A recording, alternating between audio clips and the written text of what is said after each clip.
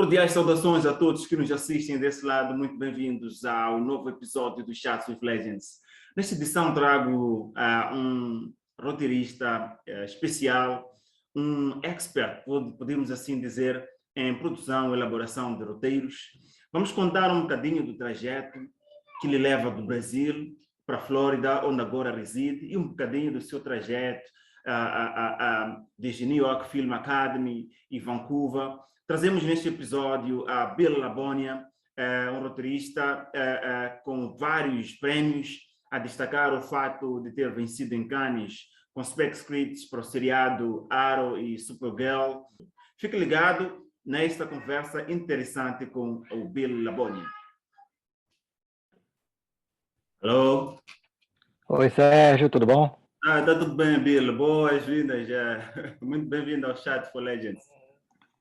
Obrigado, eu que agradeço pelo convite. Vai ser um prazer aí conversar com os amigos de Moçambique. Também é um grande prazer. Admiro muito o seu trabalho, como até fiz menção quando mencionava essa nossa conversa. Admiro muito e tenho lido constantemente as conversas do roteirista empreendedor e, na página, assim como naqueles grupos do Facebook. Então, tenho aprendido bastante e admiro muito o seu trabalho. Pô, eu que agradeço, Sérgio. Poxa, fico muito feliz de saber que meu trabalho está causando uma boa impressão aí do outro lado do oceano aí para vocês. Fico muito feliz mesmo de saber. Sei que conversamos há pouco, disse que está em Flórida. Como é que está a vida em Flórida neste momento? Olha, tá muito bom. Eu acabei de me mudar para cá, né? Faz 12 dias que eu estou aqui. Okay. Então, é muita novidade ainda, né? Então, ainda estou me adaptando, ainda estou... Mas é um sonho realizado, né? Porque eu desde pequeno, desde garoto, que eu sonhava em ser roteirista, e mais especificamente em ser roteirista aqui na América, aqui nos Estados Unidos.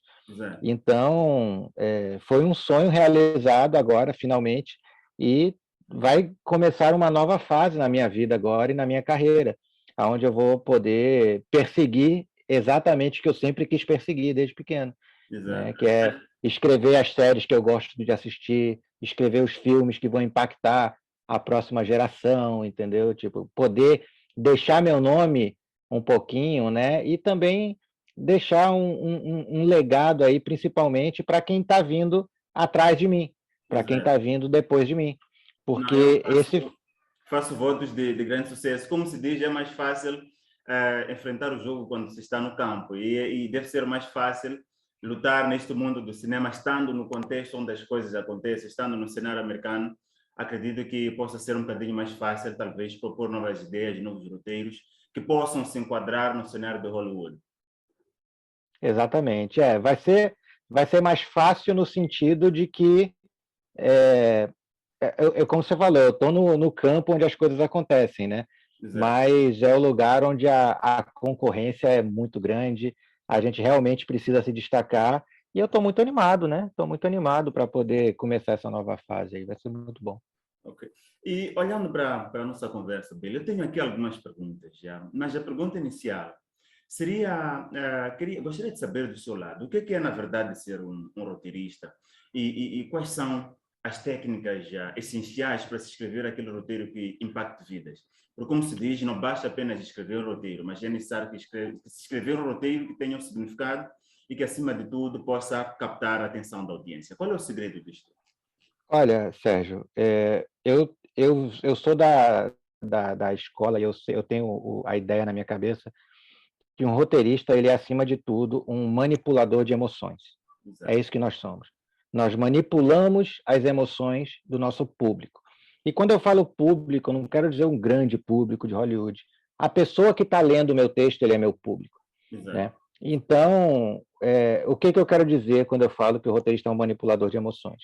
Eu quero dizer que nós, com um lápis, uma caneta ou um computador na nossa frente, nós temos a capacidade de fazer as pessoas chorarem quando a gente quiser que elas chorem, fazer elas rirem quando a gente quiser que elas riam.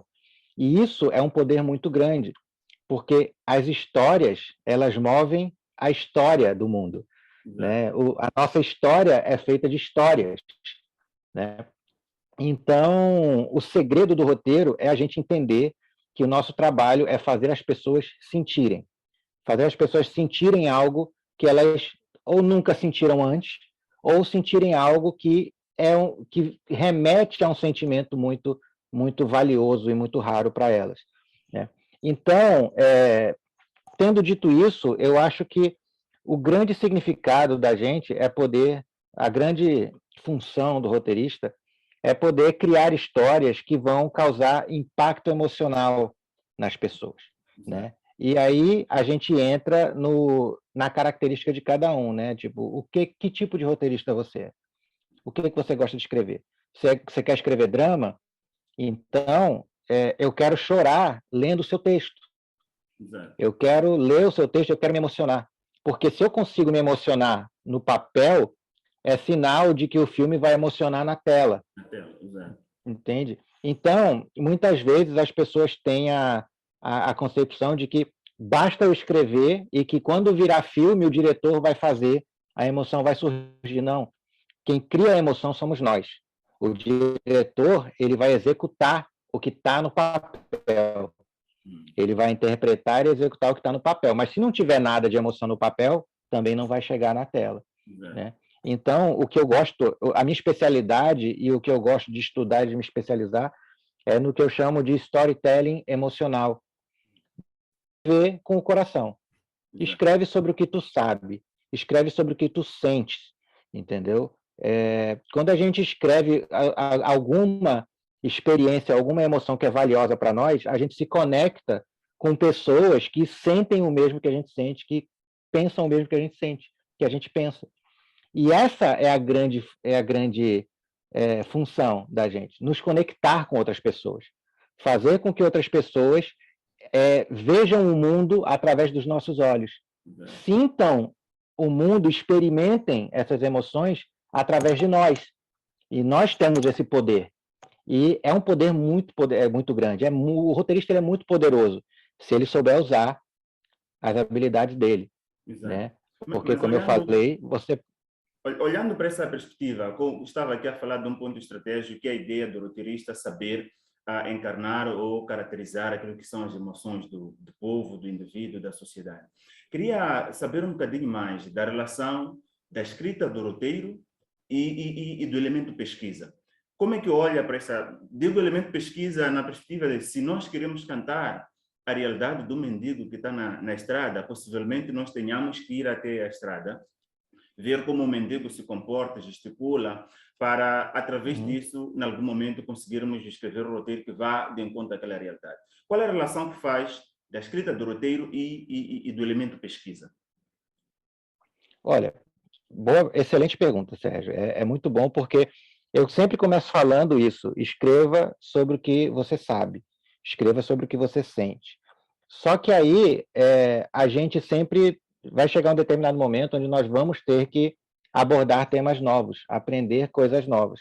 Exato. E a questão, o exemplo que você deu é muito bom. Por exemplo, eu quero escrever sobre um mendigo que está na rua e não basta só eu ir para a rua observar o mendigo, não basta só eu ir lá e ver como é que ele mora, onde é que ele dorme, o que que ele come. Eu tenho que entender o que levou ele até ali, quais foram as escolhas de vida dele que levou até ali, e principalmente qual é o sonho dessa pessoa. Então, por exemplo, se você tem uma pessoa que está numa situação de rua, a história dessa pessoa é o que interessa para nós roteiristas. Para nós não interessa muito se ela mora na rua, se ela dorme na caixa, é isso. O que interessa a gente é o seguinte, olha, quando você era mais jovem, antes de você vir morar na rua, quais eram os seus sonhos? Quais eram as suas perspectivas? E qual foi o momento que você acha que as coisas deram errado na sua vida? Exato. Entendeu? E hoje que você está aqui, qual é a sua perspectiva para o que faria a sua vida mudar? Voltar para o trilho, voltar a ser aquele sonho de criança que você teve um dia. E aí você começa a se conectar, como eu falei, com o emocional da pessoa. Porque, no final das contas, todos nós somos pessoas. Do CEO, do milionário, ao mendigo, todo mundo tem uma história que comove se contada da maneira certa. Então, o conselho que eu daria para alguém que, em termos de pesquisa, é sempre seja muito honesto com a pessoa que está na sua frente, entendeu? Tente entender as motivações e o emocional dessa pessoa. Não ligue muito para as circunstâncias, ou para o cenário, ou para a forma como aquela pessoa está vivendo ou está levando a vida dela. Mas o roteiro, a história, ela nasce de dentro para fora. Então, é muito importante, na hora de pesquisar o emocional daquela pessoa, né? O que tu sente?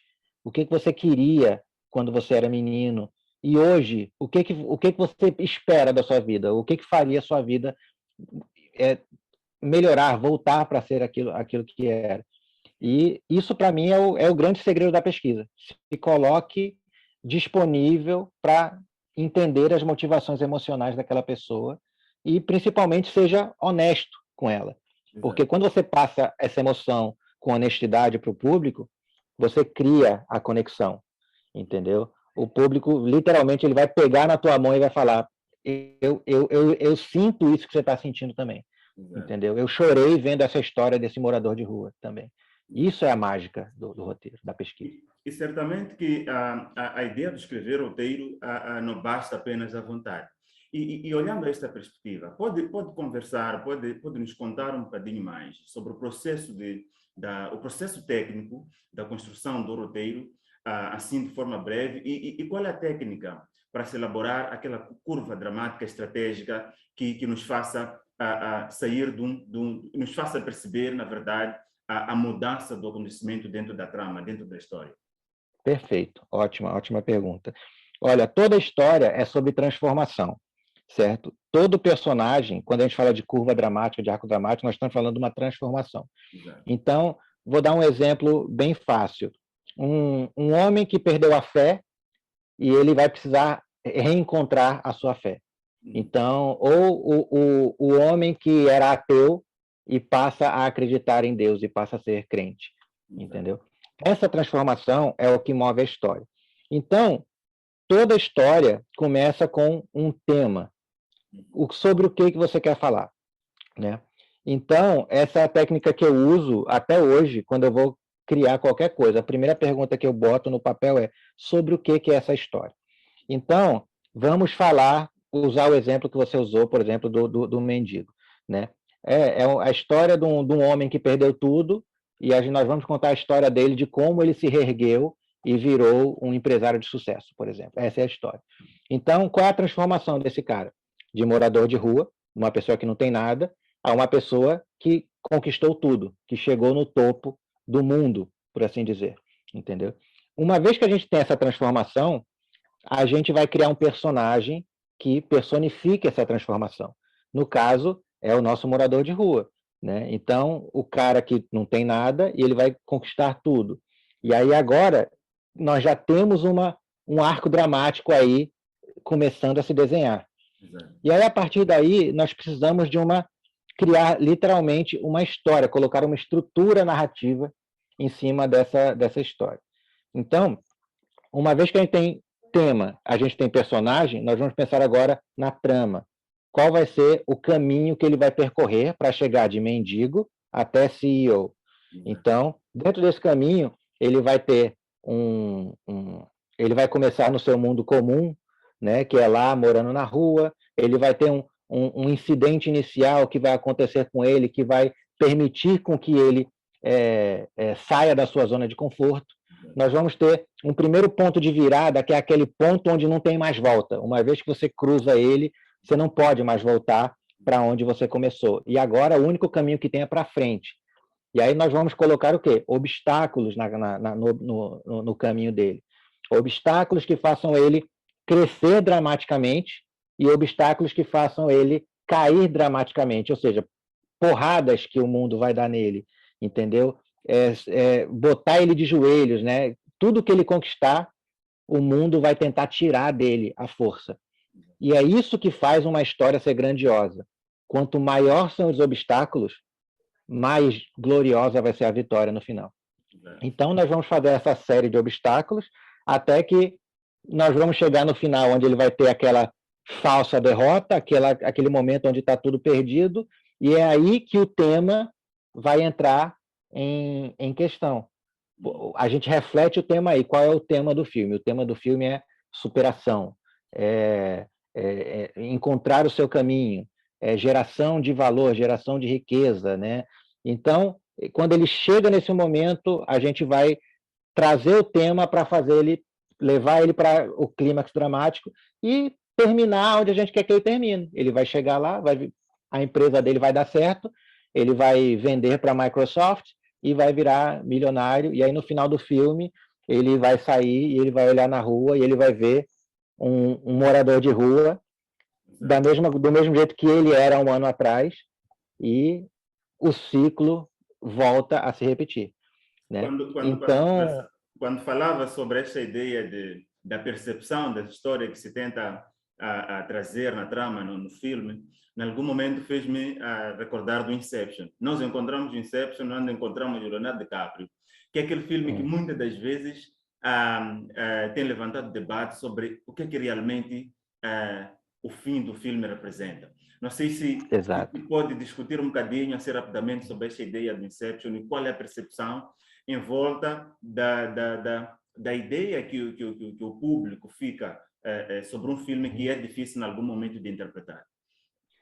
O Christopher Nolan, ele gosta muito de brincar com a percepção do público, né? Brincar com os nossos sentidos, confundir, né? Então, o Inception fez muito isso, o Tenet, o filme mais recente dele, também desafia muito a nossa percepção de como a gente percebe uma história. Mas no caso do Inception, especificamente sobre o final do Inception, a pergunta que fica ali e o questionamento que o Nolan quer deixar é exatamente qual é o sentido das nossas motivações, dos nossos sonhos. Então, o personagem do Leonardo DiCaprio, o Cobb, no filme, tudo que ele queria era voltar a encontrar os filhos dele. Era tudo que ele queria, o que move ele durante o filme, era voltar e reencontrar seus filhos e poder ser um pai presente para os seus filhos.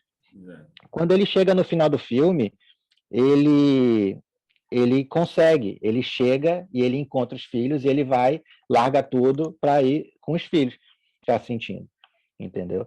Então, o que ele quer levantar ali é que, mesmo que para nós, que estamos olhando de fora, aquilo possa parecer que é só mais um sonho, para ele é real. E isso é o que importa, entendeu? Então, a mensagem que fica pelo filme é que não importa o que os outros achem, não importa o que os outros pensam, o que importa é você que está experimentando a sua vida, você está dentro da sua pele.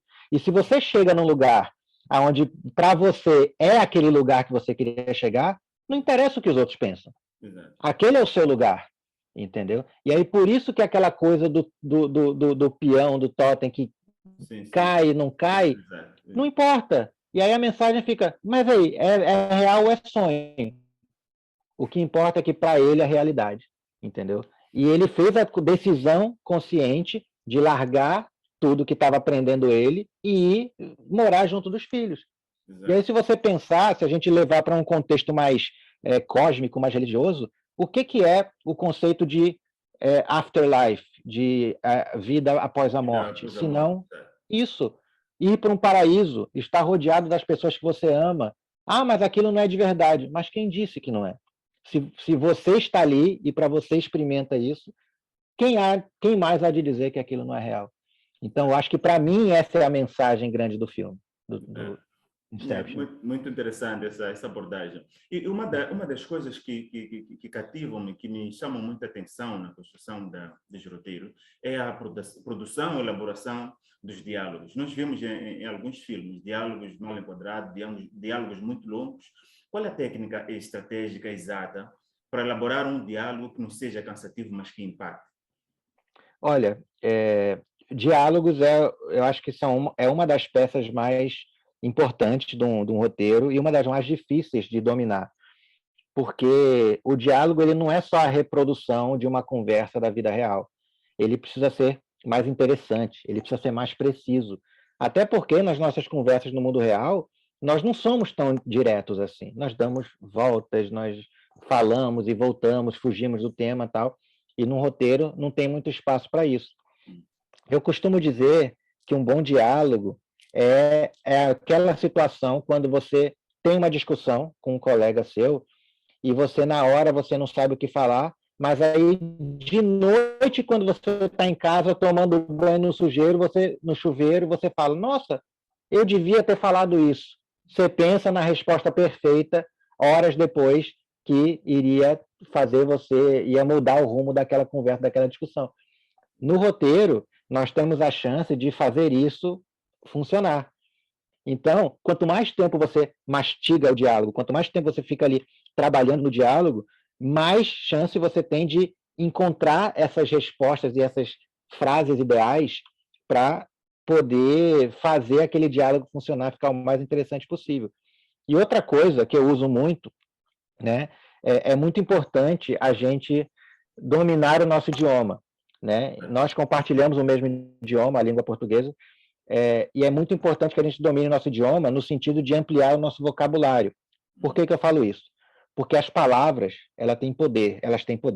Exato. Cada palavra, ela traz consigo uma conotação que pode ser positiva ou negativa. Ela traz consigo um gatilho emocional que pode ser positivo ou negativo. Então, vou dar um exemplo. Tem um personagem que está a sair para uma missão muito perigosa e eu vou ficar para trás. Se eu chego para o personagem e falo, mas você pode morrer lá fora. Perceba que eu estou usando uma conotação negativa. Você pode morrer lá fora. Eu estou botando o obstáculo, trazendo. Agora, se eu pego e troco essa frase para eu tenho fé que você vai conseguir. Apesar do perigo, eu sei que você vai conseguir. Eu estou trazendo a conotação positiva. Então, o que é precaução, medo e esperança? Então, entender como é que essas frases, como as palavras impactam na nossa percepção é muito importante. Às vezes você está conversando com um colega e a pessoa fala uma palavra que na sua cabeça você pensou, nossa, mas ficou rude isso. Ele foi mal educado comigo, né? E às vezes é uma escolha de palavras. Talvez se ele usasse uma palavra diferente na fala dele, você não ia ter essa percepção. E é isso que eu falo da manipulação. Aí entra o que eu falei no começo da manipulação emocional. Você saber usar as palavras certas para provocar a reação certa. Então, se eu quero te provocar, eu vou usar uma palavra mais debochada, mais agressiva. Eu vou usar um tom de voz mais agressivo para provocar uma reação emocional no interlocutor. Da mesma forma, se eu quiser trazer que a pessoa fique com pena do personagem, eu vou trazer essa conotação nas falas, nas palavras, no tom de voz que ele dá. Né? Então, para a gente construir esse bom diálogo, a gente tem que pensar em tudo que faz a gente reagir da forma que a gente reage no mundo real. O que faz a gente ficar triste, o que faz a gente ficar com raiva, o que faz a gente ficar alegre, entendeu? Porque uma vez que a gente entende o poder dessas palavras, a gente começa a construir frases com elas capazes de gerar uma reação emocional, que é a reação emocional que a gente quer provocar. Interessante. E olhando para a construção do personagem, estou aqui a pensar no Jimon Rosso, no Diamante do Sangue, estou aqui a pensar em Idris Elba, por exemplo, no Beats of No Nation. A ideia de encarnação do personagem, a realidade que é incumbida de interpretar, é um fator muito interessante. Comento isto porque gostaria de lhe perguntar sobre os processos de criação deste personagem, um personagem que realmente vá de encontro a uma determinada história que pretendemos contar e, ao mesmo tempo, um personagem que consiga tocar a emoção, como estava muito bem a mencionar agora. Mas gostaria também que fizesse uma ponte em volta deste fator que é chamado de método, o método. Porque nos últimos dias tem se debatido muito sobre a questão do método na atuação. Pode falar sobre esses dois elementos? Claro. Olha, você citou aí dois atores que são dois dos meus favoritos, o Jimon Hounsou e o Idris Elba. São fantásticos e são atores muito... O Idris Elba, principalmente, é um ator muito metódico. E o que um ator procura no roteiro? O que faz um ator ler um roteiro e se apaixonar por aquela história e querer fazer aquele personagem? É a emoção, é aquilo que eu falei. ele tem que ler e ele tem que se emocionar, ele tem que sentir a emoção. Um ator, como nós, ele também é um manipulador de emoções. E se ele lê o roteiro e ele sente que ali tem uma carga emocional que move ele sabe que ele vai saber usar aquela carga emocional para mover o público na tela, né? Então, o método, os atores que seguem o método, como eles chamam, os atores mais metódicos nesse sentido, eles estão procurando isso, eles estão procurando a emoção. Quem é esse personagem e o que ele sente, o que ele move ele, o que move ele, qual é a motivação e o que faz ele andar para frente, o que faz ele ser quem ele é. Se é um cara amargurado, que odeia todo mundo, tem que estar lá no roteiro por que ele é assim. O que aconteceu com ele? E qual seria a cura para esse comportamento? Um ator, quando ele vê isso, ele consegue visualizar o que ele precisa fazer. Ele consegue ver e falar, eu consigo vender essa emoção. Eu consigo fazer isso funcionar. E é isso que acontece, né? E aí, pode parecer que eu estou me repetindo, mas, na verdade, é porque a emoção é o que move tudo, é o que move o nosso universo, entendeu? Então, por exemplo, quando eu escrevo alguma coisa, eu quero que as pessoas leiam e eu fico muito atento no feedback das pessoas e no que as pessoas sentem. Eu quero saber se aquela piada que eu escrevi fez a pessoa rir na hora. Eu quero saber se na hora que eu escrevi aquela cena dramática, se a pessoa chorou na hora, né? Então, eu vou dar um exemplo bem rápido aqui. O último filme que eu escrevi, um longa-metragem que eu escrevi, autoral, né? Um filme autoral meu, ele se chama O Velho Fusca. Eu escrevi ele quando eu estava no Canadá. E ele está em pré-produção agora, vai abrir câmera agora em maio. No mês que vem ele começam as filmagens lá no Brasil. E quando eu comecei a flertar com essa história, eu chamei minha esposa, né, que estava em casa, e eu falei, olha, eu vou te contar a história do filme e você vai me dizer o que você acha. E aí eu comecei a contar a história do filme. Quando eu cheguei no clímax do filme, ela já estava chorando. E aí que eu entendi que eu falo, olha, tem um poder aqui nessa história, entendeu? Tem uma carga dramática. E isso se repetiu com todo mundo que lê o roteiro. Então, quando você passa o roteiro para alguém e a pessoa lê, por exemplo, a distribuidora desse filme é a Paris Filmes. Quando a gente mandou o roteiro para a distribuidora, o roteiro ficou lá, por exemplo, uns 3 meses, sem resposta. Até que, há uns 2 meses atrás, o produtor do filme foi lá para Paris para perguntar, para apresentar outro filme, e o distribuidor executivo da Paris falou assim para ele, mas e aquele seu filme do Fusca? Você não vai fazer, não?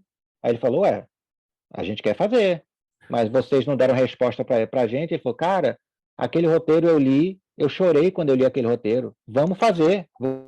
Fazer com que alguém se emocione lendo as nossas palavras. E o mesmo vale para os atores. É isso que eles estão buscando. Eles querem ver a emoção ali presente no texto. Um dos elementos que muito preocupam os roteiristas... Consegue me ouvir?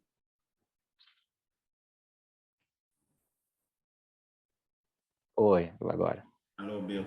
Oi. Acho que houve uma interferência de internet aqui. Consegue me ouvir? Consigo, perfeito.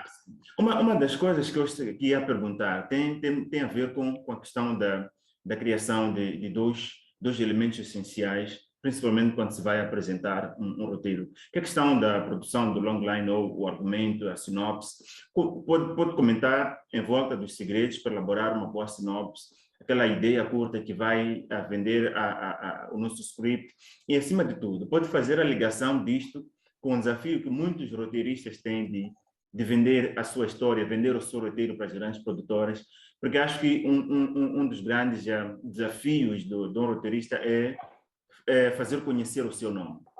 Ser conhecido, exatamente. Ser conhecido dentro da indústria. Pode comentar um bocadinho em volta desses elementos? Tá, vamos sim, com certeza. Então, vamos começar do começo. Desculpa, qual foi a primeira parte da pergunta mesmo? Não, a primeira era mesmo para fazer um olhar em volta da construção da longline sinopse. e depois de fazer Ótimo. uma relação disso com a venda do próprio roteiro, que está também ligado com a ideia do Isso. roteirista saber fazer o seu nome na indústria. Ótimo, perfeito. Olha, vamos começar pela logline, tá? Uma logline, para ela ser efetiva, ela precisa passar algumas informações sobre a história. E algumas informações são essenciais para a pessoa que vai ler entender a história. Então, um modelo de logline que é muito usado pelo mercado, e se você pegar os filmes da Netflix e você for ler as loglines dos filmes, você vai começar a perceber esse padrão se repetindo em muitas produções. Que algumas informações que precisam conter na logline. Então, o incidente inicial da história, o nome do personagem e o que ele faz. Então, o nome e a profissão ou quem é esse protagonista, o objetivo dele, o que ele deseja alcançar e o que está em seu caminho. Pode ser um antagonista ou um obstáculo. Exato. E aí, tendo em vista essas 5 informações, você vai montar uma frase onde você possa conter todas essas informações. Então, a logline que eu gosto de usar e que você vai ver muito na Netflix, na Amazon, reproduzida por aí, é mais ou menos assim. Depois de incidente inicial, então, depois de perder tudo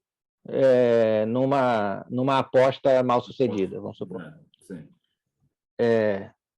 Sérgio, um entrevistador de um canal do YouTube, precisa recuperar a sua confiança, vamos supor que esse é o objetivo, antes que o antagonismo, o obstáculo.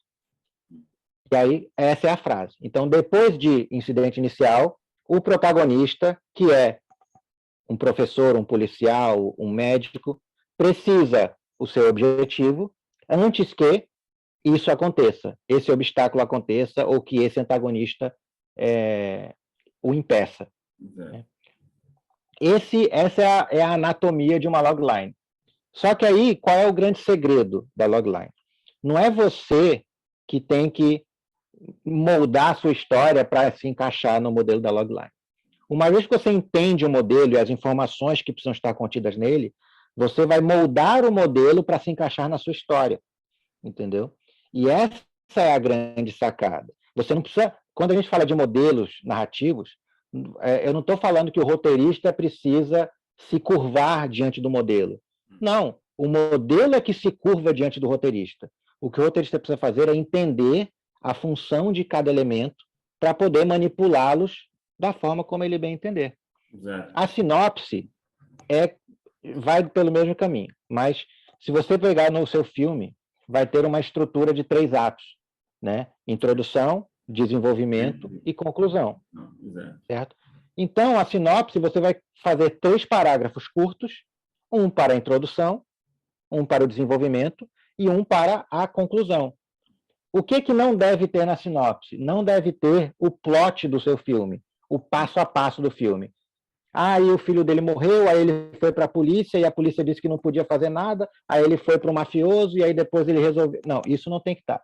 O que tem que estar é a dramática, é aquela transformação do personagem que a gente falou no começo. É isso que move a sinopse. Então, a gente sabe que ele começa mendigo, vai terminar CEO e vai ter o desenvolvimento na metade, né? E esse desenvolvimento vai passar por um twist, um plot twist, né? Uma inversão de carga dramática ali. Então, em algumas sinopses, você pode até quebrar esse segundo ato em 2 e fazer 4 parágrafos. Primeiro ato, segundo ato, parte 1 e parte 2, e terceiro ato. Entendeu?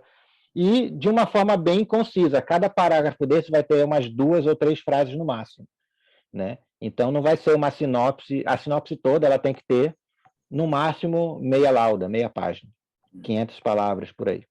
Entendeu?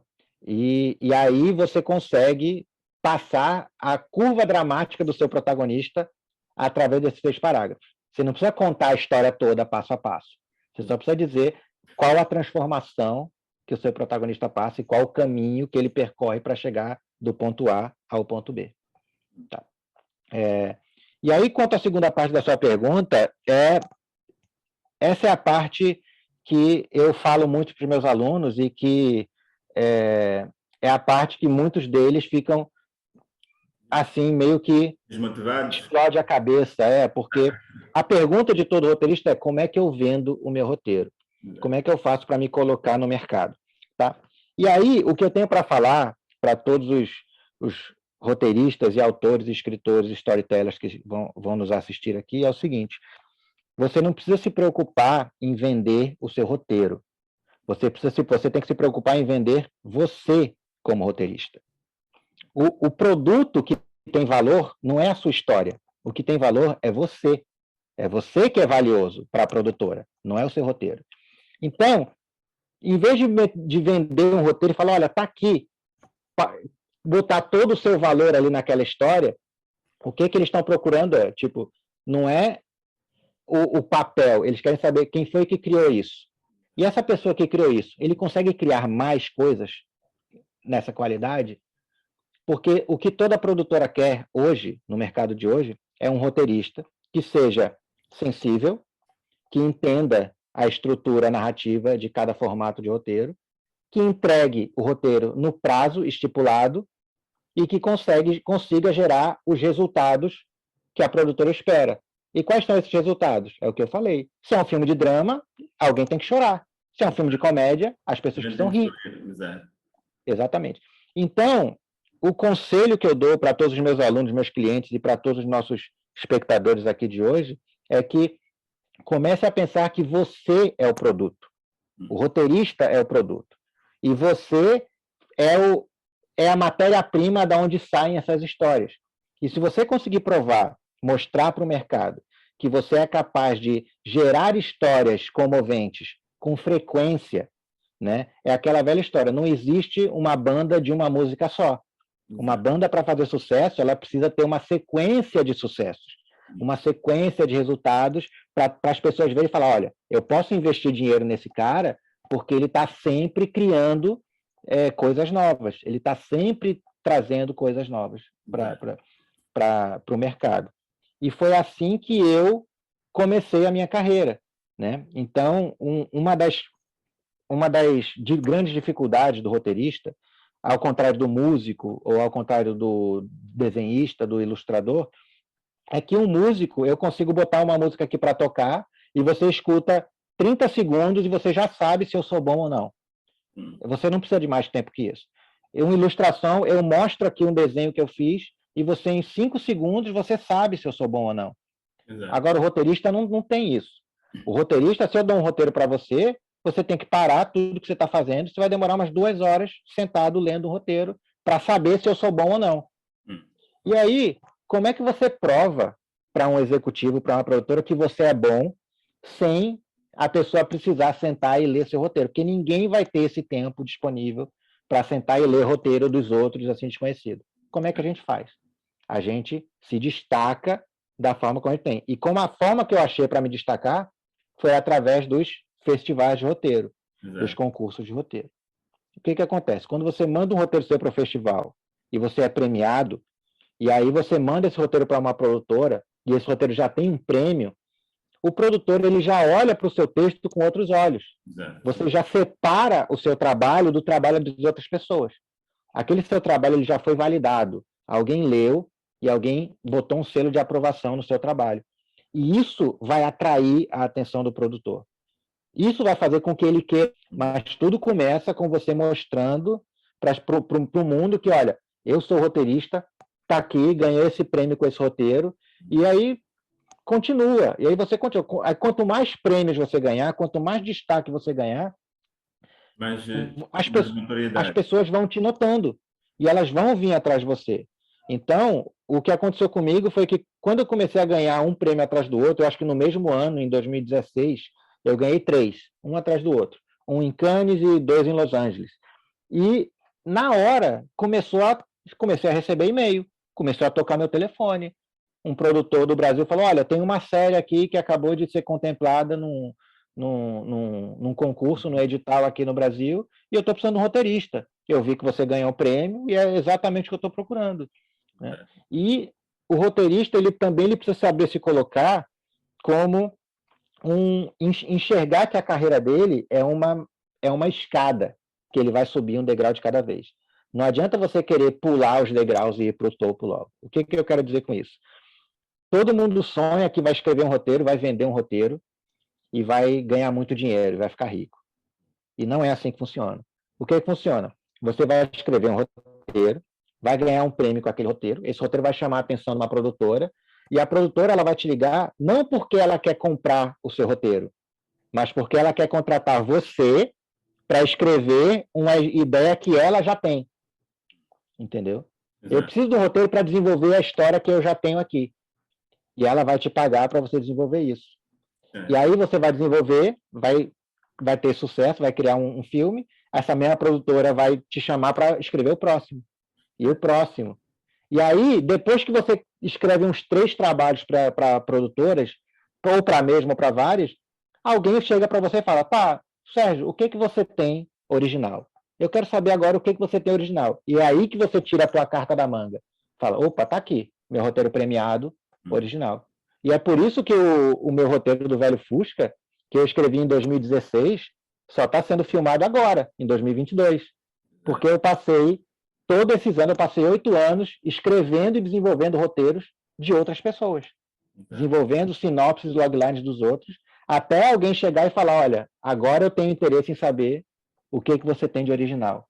Mas há uma dúvida dele que está aqui a me cair.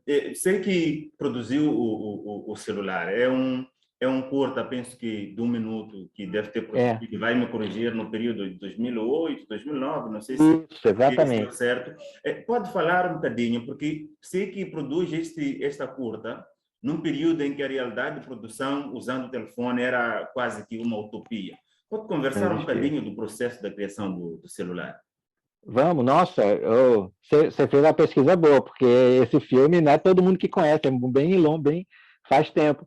Realmente, eu fiz esse curta em 2008, se eu não me engano, 2009, e na época não existia smartphone ainda, né? Tipo, não tinha iPhone, não tinha nada disso. E eu tinha essa coisa, eu vi um festival que era lá no Brasil, que chamava Festival do Minuto, que era festival de curtas de 1 minuto. E aí eu falei, poxa, eu quero participar desse festival. O que eu posso fazer em 1 minuto? E aí me veio a ideia, eu falei, puxa, um celular. Eu vou fazer uma história onde o celular é o personagem principal. A gente vai ver pela câmera do celular alguém usando, o celular vai ser roubado da mão dessa pessoa e vai terminar na mão de um traficante sendo trocado por drogas. Porque esse é o caminho que o celular roubado faz lá no Rio de Janeiro. E aí eu bolei não foi nem um roteiro na época, né, mas eu criei esse caminho, esse cenário direitinho. Botei um anúncio na internet na época também, que não era redes sociais que nem a gente tinha hoje, assim. Era Orkut na época ainda, né? A gente tinha o Orkut aqui no Brasil muito. E aí chegaram 2 atores interessados, olha, eu quero fazer. E eu lembro que na época eu fiz, como não tinha dinheiro para pagar cachê, eu paguei o transporte e o almoço dos 2 atores. Então a gente gravou numa manhã o filme, paguei almoço para eles, e depois do filme pronto, eu botei ele nesse festival que eu queria botar, no Festival do Minuto. E ele ganhou o Festival do Minuto. E aí, depois que ele ganhou o Festival do Minuto, ele me ligou um repórter do jornal aqui do Brasil, o Globo, e aí falou, vamos fazer uma matéria com você. E aí fez uma matéria comigo, porque, como você falou, na época não existia filme gravado com celular. Não tinha. E aí aquilo foi uma coisa, olha, narrativas com celular e tal. E aí eu consegui dar E aí depois que eu apareci no jornal, eu mandei para outros festivais. Então a gente foi para o Festival da Espanha, que chama Cinefone também, que é só de curtas com celular. E ele foi indicado lá também como um dos melhores, não ganhou, mas ele foi indicado, foi finalista lá na categoria de melhor microcurta.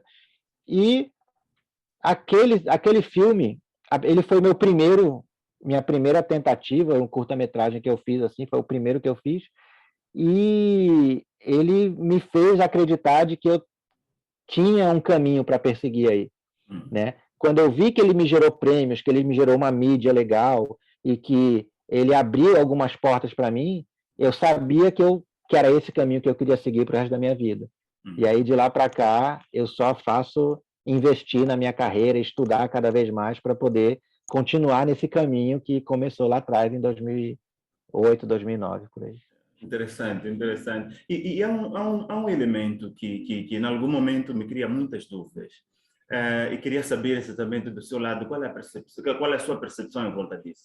Muitos já roteiristas, quando entram em contato com uma determinada produtora, quando apresentam o seu roteiro, eles são chamados a assinar um NDA, um Non-Disclosure Agreement. Isso. E eu queria perceber um bocadinho em volta do Non-Disclosure Agreement. Os riscos por detrás disso. Será que são os riscos que vale a pena pensar neles ou é a oportunidade do nosso roteiro ser lido por uma produtora? Pode conversar um bocadinho disso de forma breve. Posso, excelente. Essa pergunta é ótima, porque realmente muita gente tem muito medo de mandar seu roteiro e alguém roubar o roteiro, ou se apropriar da ideia de alguma forma, né? E eu vou falar para você o seguinte, que você não precisa ter medo, né? Se o seu medo de ser roubado for maior do que a sua vontade de ser lido, tem alguma coisa errada. Você não pode, esse medo não pode te travar. E aí eu vou dizer uma coisa que eu aprendi, que eu vi no mercado, e que até hoje eu nunca vi nada que seja o oposto. O que acontece? Quando a gente é um roteirista, principalmente um iniciante, nós não temos um nome no mercado ainda. Isso significa que o nosso trabalho, a gente não vai ser pago o mesmo que seria pago para um roteirista experiente, um roteirista já famoso. Então, quando a gente manda um roteiro para uma produtora e ela manda o NDA para a gente assinar, pode assinar sem medo, pode mandar, entendeu? Aquilo é só uma garantia que a produtora quer saber que não vai ter um risco de um litígio, de algum processo judicial ali, né, que vocês dois estão tentando entrar num acordo voluntário. E se a produtora gostar daquele roteiro, ela não vai roubar a sua ideia. De jeito nenhum. Ela não vai querer roubar nem se apropriar da sua ideia. E eu digo por quê? Porque é muito mais barato para a produtora pagar você e comprar aquele roteiro de você. O custo dela de roubar o seu roteiro e correr o risco de sofrer um processo de direitos autorais, de patrimoniais, é muito mais caro. E para um roteirista que está começando, se alguém chega para você e fala, olha, eu te dou $5.000 por esse roteiro, entendeu? Aceite, aceite. É ótimo, é a janela para profissionalização, entendeu? É muito mais barato, se a produtora realmente gostar do seu roteiro, ela vai falar, eu gosto do roteiro do Sérgio, mas eu não acho que o Sérgio ainda tem experiência o suficiente para desenvolver esse roteiro e levar para o cinema. O que eu vou fazer? Eu vou comprar, eu vou dar lá $2.000, $5.000 para o Sérgio, vou comprar os direitos do roteiro dele, e aí eu boto o meu roteirista para reescrever o roteiro e desenvolver. É muito mais barato, entende, fazer isso, e é muito mais seguro para a produtora. Então, você que é roteirista, que está assistindo a gente aí, não tenha medo, tá? Não existe um mercado aí fora de pessoas querendo roubar a sua ideia e roubar o seu roteiro, né? O que existe é um mercado onde as pessoas querem um produto de qualidade. E se eles acharem que o seu produto é de qualidade, pode ter certeza que eles vão disputar para ver quem é que vai conseguir adquirir o seu produto primeiro. Entendeu? Então, podem ficar tranquilos, assinem. E o objetivo do roteirista é ser lido. Queira ser lido pelo máximo de pessoas possível. Não tenha medo de ser lido, não tenha medo de nada, porque quanto mais pessoas lerem o seu trabalho, maiores são as chances dele chegar na mão daquela pessoa certa, daquela pessoa que vai ler e vai gostar e vai querer levar ele para frente. Entendeu? Então, é isso. E agora vamos já regressar um bocadinho para o Brasil. Gostaria de ter o seu olhar em volta do cinema brasileiro, olhando desde a época clássica até os filmes recém-lançados. Sei que recentemente o Lázaro Ramos já produziu ou dirigiu a Medida Provisória, que encontramos a Thaís Araújo, encontramos, penso que o Orfijor, que esteve agora no filme, no seriado Harry Potter. E é interessante também ver um bocadinho do percurso do Mantovani, porque sei que Mantovani fez 12 tratamentos do Cidade de Deus, que foi produzido por Meirelles, e gostaria de ter aqui a sua visão em volta do cinema brasileiro. Olha, o cinema brasileiro, ele, desde a retomada, né, o período da retomada que a gente chama ali, que é o início dos anos 90, ali, onde o Brasil voltou à produção cinematográfica, ao cenário da produção cinematográfica, inclusive com trabalhos sendo indicados ao Oscar, né, o Quatrilho, Central do Brasil, né, é um cinema, eu acho que é um cinema extremamente rico, emocionalmente. Nós temos artistas maravilhosos, tanto na parte do roteiro, quanto na direção e atores, né? Agora, o que acontece com o cinema brasileiro é que nós, antes da retomada, anos 70, 50, 40, nós tivemos a era que chamava, no Brasil, nós chamamos a era da boca do lixo, que era onde não existia incentivo, não existia muito dinheiro para produzir filme, e todos os filmes eram muito produzidos na marginalidade, por assim dizer. É o chamado cinema marginal. E como a gente, nessa época, sofria uma ditadura militar no Brasil, os filmes eles eram tidos como subversivos. E aí, uma forma de se revoltar e de se rebelar contra o sistema eram filmes que tinham muito palavrão, sexo gratuito, mulher pelada e violência gratuita, porque aquilo era uma forma do artista se rebelar, afrontar o governo e afrontar a ditadura, né? Uma arte agressiva e uma arte muito crua. O que isso fez é que criou na cabeça do brasileiro a ideia de que o cinema brasileiro é só isso, é só palavrão, sexo e violência, né? E aí, desde os anos 90, por isso que a gente fala que é a retomada, desde o período dos anos 90, que o cinema volta a ser o cinema que a gente vê hoje, o cinema de dramaturgia, o cinema de arte, o cinema que faz a gente sentir, né? E o grande marco que já não no período da retomada, mas já na era moderna do cinema brasileiro, que foi o Cidade de Deus, ele foi o grande marco que mudou a história do nosso cinema. Até então, nós fazemos filmes muito de drama, porque o cinema ainda é muito caro no Brasil, então os filmes de drama você faz com relativamente poucos recursos, e o Cidade de Deus ele veio para dar uma porrada, um tapa na cara do brasileiro e mostrar, olha, o cinema da gente ele pode ser rápido, ele pode ter ação, ele pode ser tudo aquilo que a gente admira em Hollywood, a gente pode fazer aqui. A gente só precisa querer fazer e juntar as pessoas certas para fazer. E o Braulio Mantovani, hoje, ele é um dos, se não o maior nome de roteiro do nosso cinema, né? Nós temos outros grandes roteiristas no Brasil hoje se destacando, mas o Braulio, com certeza, ele é o grande mentor de todos nós, né? Toda vez que ele dá uma palestra no Brasil, que ele vai fazer um talk, todo mundo vai escutar o que ele tem para falar. E quando você escuta o Braulio falar, você percebe que ele é um ser humano muito sensível. Ele é uma pessoa que sente muito e transmite muito bem essas emoções que ele sente. Então, uma das lições que eu aprendi assistindo, lendo e ouvindo o Braulio Mantovani falar foi isso que eu falei para você, é a emoção, é isso que importa, né? Então, quando você está falando de Cidade de Deus, por exemplo, você tem ali o personagem do Zé Pequeno na Cidade de Deus, qual é o tema daquele personagem? É poder, é respeito, é isso que ele quer. Ele quer ser respeitado. Ele era um moleque que tomava a tapa dos outros, era esculachado quando era moleque, e quando ele pegou com uma arma na mão, ele descobriu que aquilo ali era o respeito. Ele impunha o respeito através do medo. E quando isso acontece com um garoto de 9 anos, você cria um monstro. E é sobre isso que é a cidade, o Cidade de Deus.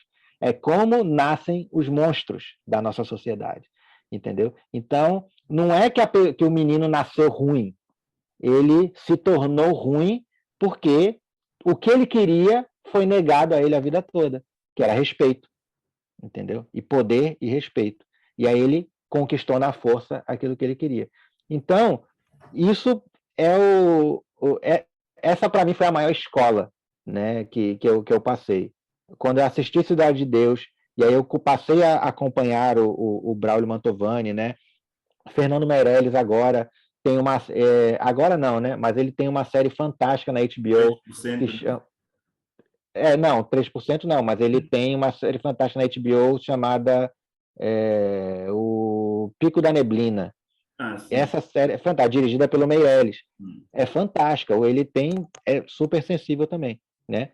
E o 3% que você falou agora, o roteirista do 3%, diretor, um dos diretores e um dos roteiristas do 3%, o JH Kramer, é meu amigo, JH, né? exatamente, o JH, exato. O JH ele é meu amigo, então eu conheci o JH na época que ele estava ali terminando a primeira temporada do 3%, né?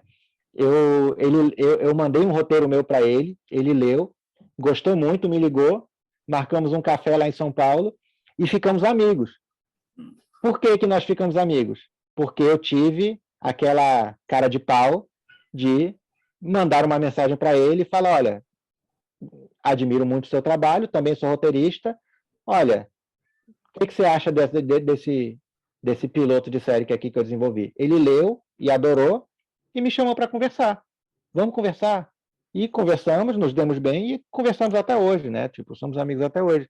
Então, o roteirista também ele tem que perder um pouco do medo, do receio de abordar as pessoas, de chegar junto, mandar uma mensagem, entendeu? Ir num festival de cinema e se você vê aquele roteirista, aquele diretor que você admira, vai lá falar com ele, entendeu? Não vá falar, deixa eu tirar uma foto de Tietá. Não, chega, se apresente, olha, meu nome é fulano, eu sou roteirista também, admiro muito o seu trabalho, gostaria de apresentar meu trabalho para você algum dia, se você quiser ler alguma coisa que eu escrevi, se apresente, porque 90% das vezes, 99% das vezes que você encontra alguém da sua área, as pessoas também estão querendo te conhecer.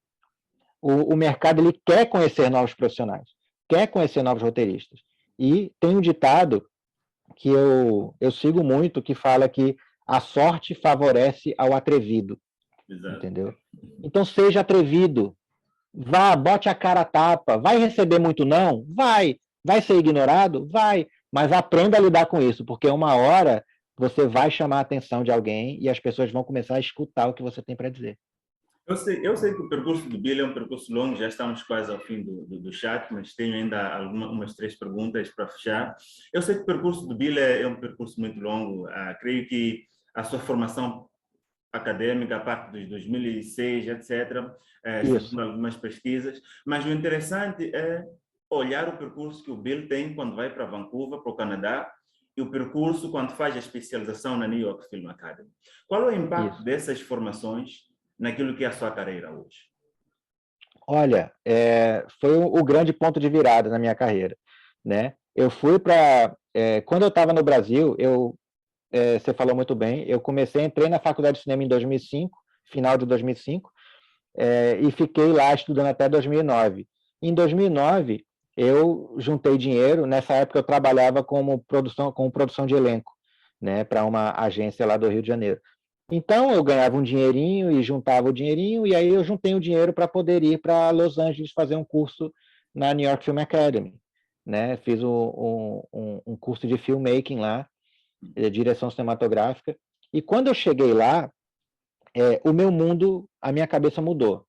Porque toda a experiência que eu tinha no Brasil, eu vi que não era nada comparada à experiência de um set de filmagem, de estar num grande estúdio, né? Então, a escola onde eu estudei, a New York Film Academy, ela fica no backlot do Universal Studios, lá em Los Angeles.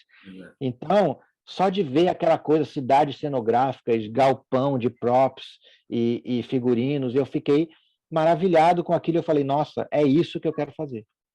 É por isso que eu falei que estar aqui hoje é um sonho realizado, porque em 2009 eu fui para Los Angeles e falei, é isso que eu quero fazer. Esse é o tipo de cinema que eu quero trabalhar. É aqui que eu quero estar inserido. E aí, quando eu volto para o Brasil, em 2010, eu fico o tempo todo buscando formas de como é que eu vou voltar para lá, né? Porque era muito caro. E assim, eu não vim de uma família rica, eu nunca tive nenhum padrinho na indústria, no mercado, que pudesse me colocar numa função que pudesse me colocar dentro do mercado.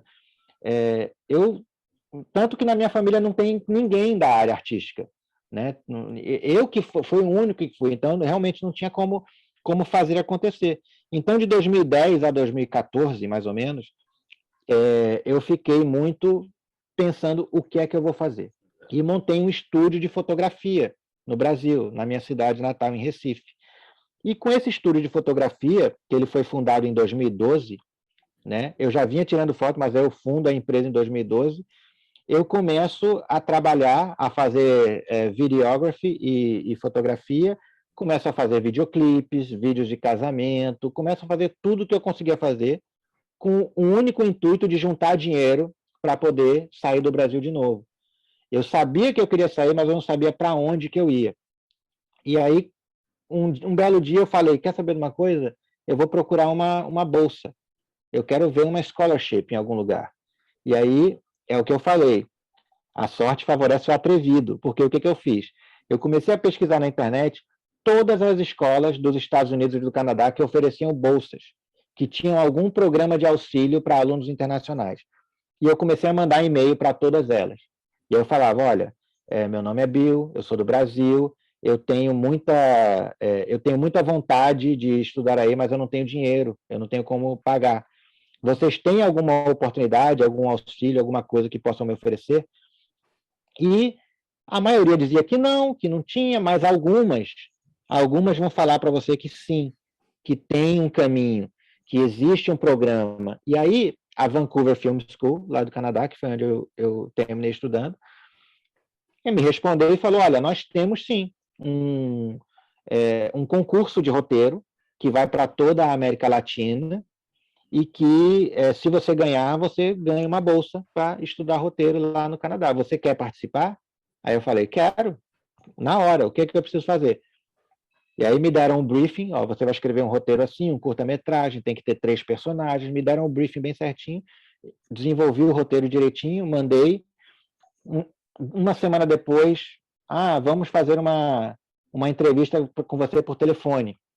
Me ligaram, fizeram uma entrevista comigo por telefone, né, avaliaram ali o meu nível de inglês, viram que eu tinha e mais uma semana depois me ligaram da Vancouver Film School e falaram, olha, a gente gostou muito de você, a gente quer te oferecer uma das vagas aqui, da bolsa aqui na faculdade.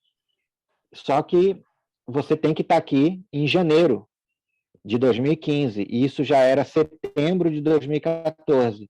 Wow. Então eu tinha outubro, novembro, dezembro, eu tinha 3 meses para vender tudo que eu tinha, me preparar. Então eu vendi tudo, a minha câmera, estúdio, luzes, flash, tudo que eu tinha conquistado em 4 anos de estúdio fotográfico, vendi meu carro, vendi tudo que eu tinha, e eu lembro que na época, todo o dinheiro que eu tinha vendido, a minha vida toda, eu vendi e deu alguma coisa em torno de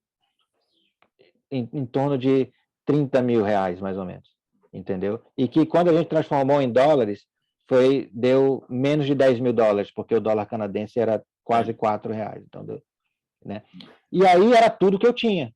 E aí eu fui para lá, né? E aí foi o ponto de virada da minha vida, porque eu tinha que me dedicar, eu tinha que estudar, eu tinha que trabalhar, né? Então, enquanto eu estava estudando na Vancouver Film School, eu trabalhava com o que eu podia. Eu fui lavador de pratos em restaurante, eu trabalhei em construção, eu trabalhei em warehouse, carregando caixas, né, e tal. E o tempo todo, eu lembro até hoje, que o primeiro prêmio que eu ganhei, que foi num festival de animação lá chamado Digital Animation Awards, foi em 2017, não, 2015. Eu estava na cozinha do restaurante lavando prato, na hora que eu recebi a mensagem que eu tinha ganho o festival. E aí Sendo uma luz no fundo do túnel. eu falei, porque aquela coisa, você está lá lavando o prato, você pensa, nossa, não foi para isso que eu vim, né? Eu vim aqui para estudar, eu quero ser um roteirista, mas aí quando eu recebo a notícia, na hora me deu aquela chama de ânimo de novo, eu falei, é isso, eu estou no caminho certo. Isso é um sinal de que eu tenho que continuar, eu tenho que perseverar no meu caminho, que tudo vai dar certo. E foi o que aconteceu.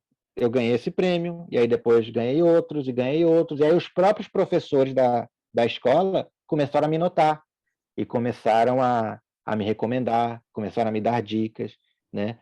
E aí as coisas começaram a acontecer.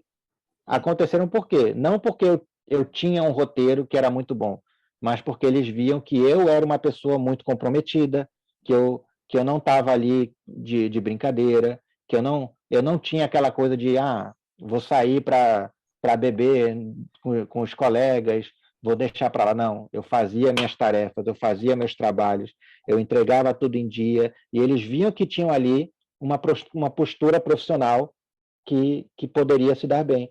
E a sorte que eu tive, né, por assim dizer, por ser tão atrevido, foi de que eu sempre fui atrás dos meus professores para pedir conselhos, para perguntar onde é que eu posso melhorar, como é que eu posso fazer isso. Então, todas as perguntas que você me fez hoje, eu já fiz para os meus professores lá atrás, em 2015, 2016. Como é que eu vendo um roteiro? Como é que eu me apresento? E aí tudo que eles me ensinaram, que eu pude colocar em prática esse ano, é o que eu uso para passar adiante através do roteirista empreendedor, né? E o roteirista empreendedor hoje nada mais é do que a ajuda que eu gostaria de ter tido lá atrás. Lá atrás. Né? Mas não tive. E ia falar um bocadinho mesmo do roteirista empreendedor.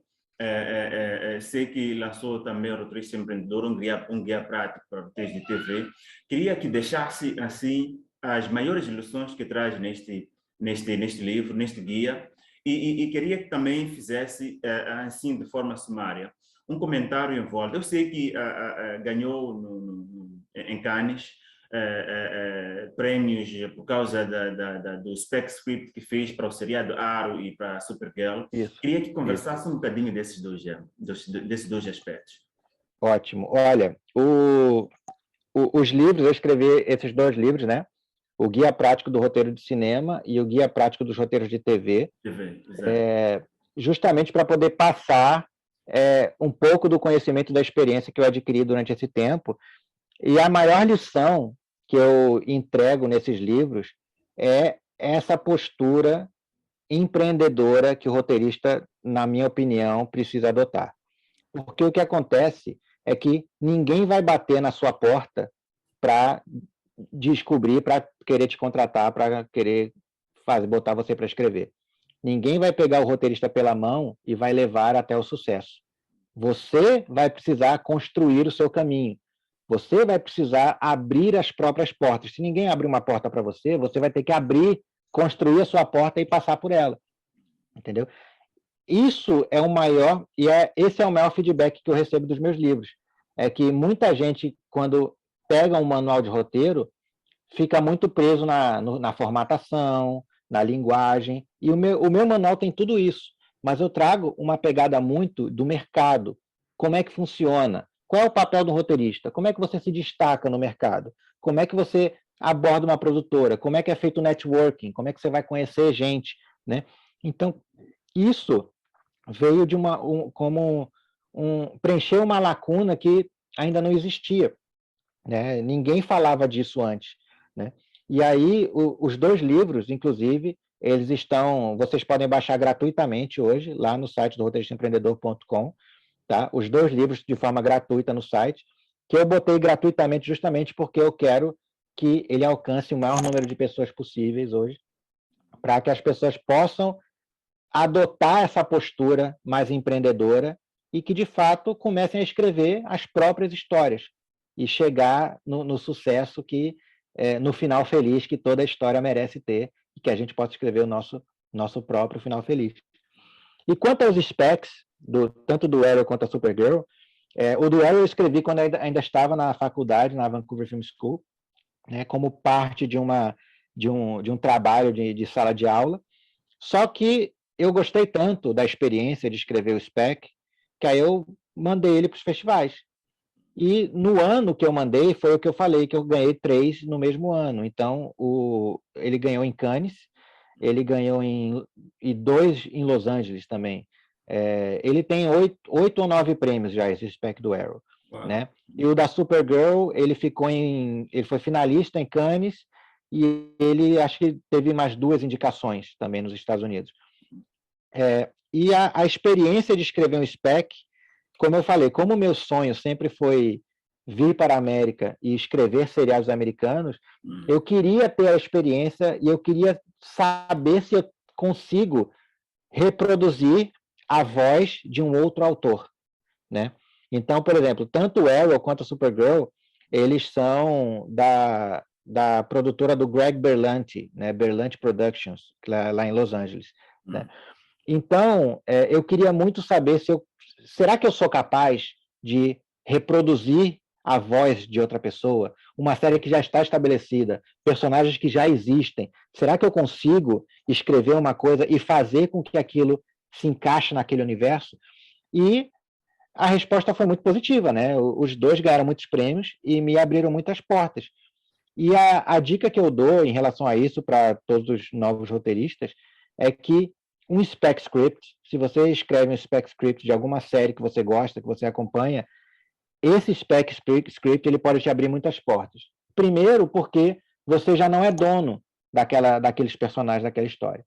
Então, aquela coisa, você pode mandar para ele, você pode ter medo de nada. Sempre que alguém pedir posso ler alguma coisa sua? Eu mando um spec. Eu mando um spec script. Você está lá, você vai ver o meu estilo de escrita, vai ler meus diálogos, vai ver tudo, né? E eu convido vocês também, o meu spec do Arrow, né, chama Broken Family, eu traduzi ele para português e ele está no nosso grupo do Facebook, Roteirista Empreendedor, tá? Ele está lá disponível também, para quem quiser ler, baixar, ler, estudar, fique à vontade, né? É só entrar lá no Facebook, facebook.com/roteirista empreendedor e procurar o nosso grupo, e lá na aba de arquivos vai estar lá o Broken Family. O Numb, ele está lá também, mas ele está na versão original em inglês. Então, se alguém quiser ler a versão original em inglês, também está lá, fica muito à vontade. Como eu disse, o spec ele serve para isso, para você botar e distribuir, dá para todo mundo ler, sem nenhum tipo de receio, porque ele vai mostrar suas habilidades e ele vai também... É um roteiro mesmo para marketing, pessoal. É um roteiro para marketing, exatamente, entendeu? E é um ótimo exercício para você saber se você ou não, está pronto ou não para ser um roteirista de TV, por exemplo.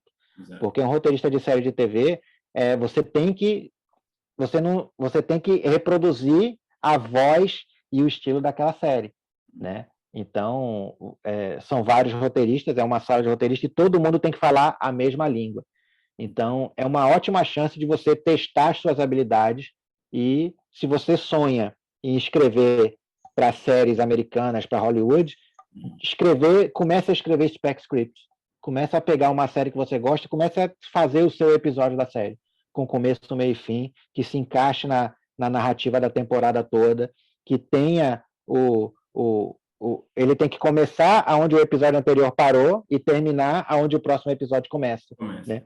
Então, se você conseguir fazer isso, você vai conseguir abrir muitas portas. E muitos festivais internacionais, eles aceitam spec scripts para participar. Então, se você conseguir, como eu fiz, pegar um spec, inscrever no festival e ganhar um prêmio com ele, né? Isso vai abrir muitas portas profissionais para você, pode ter certeza. Eu sei que está por detrás da produção do documentário do empresário moçambicano Daniel David. Pode conversar um bocadinho em volta da produção dessa história. Penso que foi através do meu sucesso, não sei se este é o canal que se usou para produzir este documentário. Como é que foi produzir escrever esta história de Daniel David? Olha, foi um prazer muito grande quando eu já trabalhava no meu sucesso desde o ano passado, né? Eu desenvolvi 4 séries documentais para eles, e a última série que eu escrevi para eles foi A Jornada do Impossível, a história de Daniel Davi. E foi uma jornada muito, muito fascinante, porque eu pude mergulhar na história do homem por trás da figura pública. Eu pude conhecer, então eu pude entrevistar não só o próprio Daniel Davi, como eu pude entrevistar as pessoas em volta dele, a família, os amigos, os funcionários, né? E eu pude mergulhar muito na história de Moçambique também, que foi uma coisa muito, muito rica, me enriqueceu muito. Então, falando sobre Daniel Davi ali, falando sobre a Guerra de Libertação Nacional de Moçambique, e depois os conflitos com o apartheid na África do Sul, tudo isso trouxe uma riqueza narrativa muito grande. E o resultado final ficou maravilhoso, né? Então, eu fui o roteirista-chefe dessa série, Jornada do Impossível, do Daniel Davi. O meu sucesso.com tem uma equipe fantástica que realmente consegue trazer essas histórias à vida de uma forma muito rica.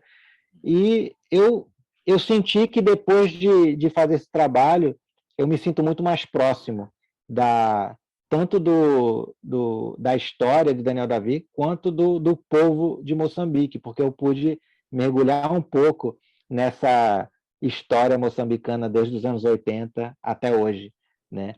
Então, eu vejo que nós temos muito em comum, os brasileiros e os moçambicanos, em relação da nossa vontade, da nossa garra, e de que não existe limite para o que a gente pode alcançar, né? Tipo, o Jornadas do Impossível, ele está disponível na plataforma do meusucesso.com, todos os episódios já estão no ar, e eu convido todo mundo aí a assistir, né? Tipo, foi um trabalho que eu me dediquei muito, e eu tenho muito orgulho dele até hoje. E vou carregar comigo por um bom tempo agora, porque foi muito gratificante fazer, com certeza. Só para terminar, Bill, um conselho para os roteiristas. Como é que um roteirista consegue escrever um Godfather?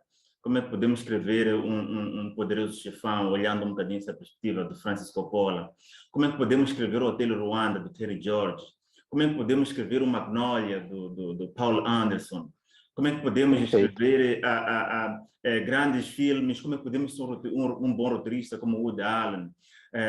Como é que podemos entrar no mundo do Scorsese, do Tarantino, como é que podemos, qual é a chave secreta para escrever o Sound of Metal, por exemplo, do Marder, por exemplo, do Abraham Marder? Como é que nós podemos, qual é a técnica? Qual é o conselho que deixa para os roteiristas escrever isto? O maior conselho que eu posso dar para todos os roteiristas que estão começando aí, que querem escrever grandes filmes e contar grandes histórias que movam muitas pessoas, se interessem por pessoas. Tenham interesse em conhecer pessoas, em conversar com pessoas e descobrir o que é que faz essas pessoas caminharem, o que é que faz cada um levantar da cama de manhã, o que é que faz cada um continuar lutando. Porque esse é o grande segredo. Quando nós vemos um grande filme como O Poderoso Chefão, né, apesar dele ser baseado num livro, né, do Mário Puzo, mas sobre o que é aquele filme? É a jornada do Michael Corleone, de filho caçula da família militar dos Estados Unidos até o patriarca, chefão da máfia e do crime organizado. Então, é o que eu falei, tudo é sobre transformação. Se você percebe bem, Poderoso Chefão, na primeira cena do filme, que é a festa lá na casa do Don Corleone, o Michael chega com a noiva. E o Michael, ele está com uma farda de militar. Ele está com uma farda de gala de soldado. Por que ele está com aquela farda ali naquele? Qual é a função? É mostrar que ele é um homem institucionalizado. Ele está dentro do sistema. Ele segue as regras. Percebe? É isso que a farda significa. Você é um homem institucionalizado. E olha quem ele é no final do filme. Quando ele está lá na porta, as pessoas beijando a mão dele e a porta fechando do gabinete assim. Ele é o poderoso chefão ali no final. Exato. Então, essa transformação que é o que importa no filme. Todo o resto é pano de fundo. Então, o conselho que eu dou para vocês é: contem histórias sobre pessoas, sobre transformações.